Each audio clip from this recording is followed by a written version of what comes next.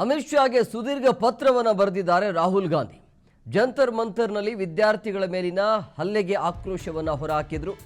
ಯುವಕರ ವಿರುದ್ಧ ಪೆಲೆಟ್ ಗನ್ನ ಬಳಕೆ ಮಾಡಿದಾರಲ್ಲ, ಅದನ್ನ ಖಂಡಿಸಿದ್ದಾರೆ. ಅಮಾನವೀಯ ಹಲ್ಲೆ ನಡೆಸಲು ಸೂಚನೆ ಕೊಟ್ಟಿದ್ದು ಯಾರು? ದೇಶವು ಉತ್ತರ ಬಯಸ್ತಾ ಇದೆ ಅಂತೇಳಿ ಪತ್ರದಲ್ಲಿ ಉಲ್ಲೇಖವನ್ನ ಮಾಡಿದ್ದಾರೆ. ಮನವಿ ಆಲಿಸುವ ಬದಲು ಬಲಪ್ರಯೋಗ ಮಾಡಿದ್ದು ಯಾಕೆ ಅಂತೇಳಿ ಗೃಹ ಸಚಿವ ಅಮಿತ್ ಶಾಗೆ ಪತ್ರವನ್ನು ಬರೆದು ವಿವರವನ್ನು ಕೇಳಿದ್ದಾರೆ ರಾಹುಲ್ ಗಾಂಧಿ ಅವರು.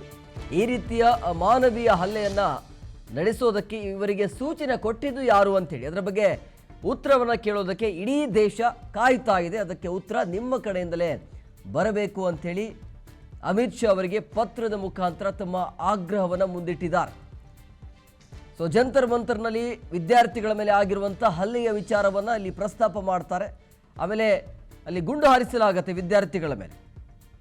ಆ ಪೆಲೆಟ್ ಗನ್ ಬಳಕೆ ಆಗಿದೆಯಲ್ಲ, ಅದನ್ನು ಯಾರು ಬಳಸಿದ್ದು, ಎಲ್ಲಿಂದ ಬಂತು, ಅದರ ಬಗ್ಗೆ ತನಿಖೆ ಆಗಬೇಕು. ಅದಕ್ಕೆ ಸೂಕ್ತವಾಗಿರುವಂಥ ಉತ್ತರ ಸಿಗಬೇಕು ಅಂಥೇಳಿ ಈ ಮುಖಾಂತರ ಅಂದರೆ ಪತ್ರದ ಮುಖಾಂತರ ಮನವಿಯನ್ನು ಮಾಡಿದ್ದಾರೆ. ಇದರ ಬಗ್ಗೆ ನೀವು ಗಮನ ಹರಿಸಬೇಕು, ನಮಗೆ ಉತ್ತರ ಬೇಕು ಅಂಥೇಳಿ. ಅಂದರೆ ಮನವಿ ಆಲಿಸುವ ಬದಲು ಬಲಪ್ರಯೋಗವನ್ನು ಯಾಕೆ ಮಾಡಿದ್ದು ಅಂಥೇಳಿ ಆ ವಿದ್ಯಾರ್ಥಿಗಳು ಪ್ರತಿಭಟನೆ ಮಾಡಿದ್ದು ಬೇಡಿಕೆಗಳನ್ನು ಇಟ್ಟು, ಮನವಿಯನ್ನು ಇಟ್ಟು. ಬಟ್ ನೀವು ಈ ರೀತಿಯಾಗಿ ಬಲಪ್ರಯೋಗ ಮಾಡಿದ್ದು, ಗುಂಡು ಹಾರಿಸಿದ್ದು ಯಾವ ಕಾರಣಕ್ಕಾಗಿ, ಇದಕ್ಕೆ ಸೂಚನೆ ಕೊಟ್ಟಿದ್ದು ಯಾರು, ಅದರ ಬಗ್ಗೆ ಉತ್ತರ ಬೇಕು ಅಂತ